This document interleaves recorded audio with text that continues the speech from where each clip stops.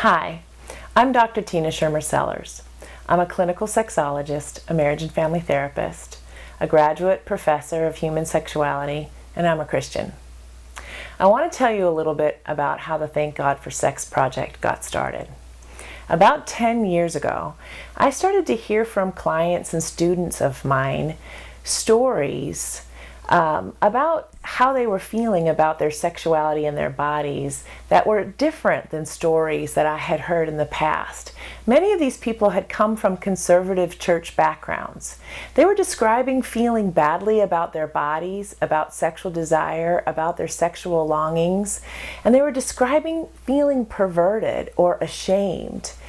So I began to ask more questions, like what had gone different? What had changed? And what I found was many of them had gone through what was later called the purity movement, which got started in about 1992 out of the True Love Waits program that started out of Tennessee. In this particular way of thinking, it was around sexual purity, which wasn't well defined. It was this idea that all kinds of sexual thoughts, sexual feelings, sexual desire, and sexual actions were considered wrong, were considered a sin against God, and were considered a sin against your future partner. So of course this was taught to all adolescents, anybody before they were married. And so you know what it's like when you're an adolescent and your body is changing and you're feeling all kinds of desire, because we're all hardwired for intimacy and connection and pleasure. And so they were given no formal education about what was changing in their bodies, about sexuality, about sexual education at all. They were just told, don't.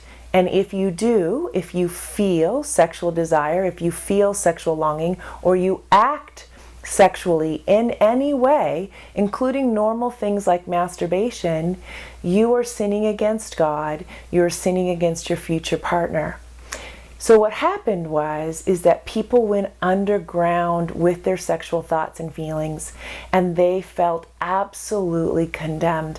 They felt absolutely ashamed for everything that was that they were feeling that was normal, absolutely normal, and they were sure that no one else was feeling what they were feeling, no one else was doing what they were doing, and they had no one to talk to about it. And so they felt this kind of deep shame and condemnation for years and years and years. Many described themselves as feeling like damaged goods and actually used that language. They felt like damaged goods. So the other thing I began to notice, though, is as many of these people got older, because of course many of them didn't get married right away. You know, they didn't find their partner, or they married early and the relationship didn't work for some reason and they found themselves single again. So many people began to question, wait a minute, I shouldn't be feeling so badly about myself because God has made all of us to feel sexual desire, to feel longing for deep, intimate connection with somebody else.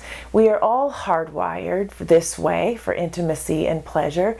So there's got to be another way for me to be in connection with my body, with sexuality, with my longing in a way that's different. So they began to ask different kinds of questions.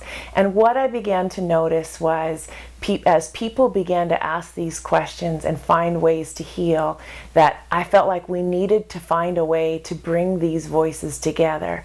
Both that people needed to know they weren't alone. They needed to know that other people had been through this experience too.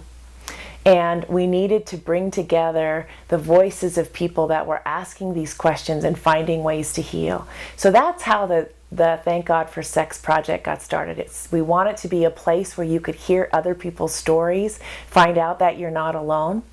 We want it to be a place where you can get resources and learn the things that maybe you didn't get a chance to learn before. We want it to be a place of safety and solidarity, a place free of judgment and condemnation. We want it to be a place filled with grace and love.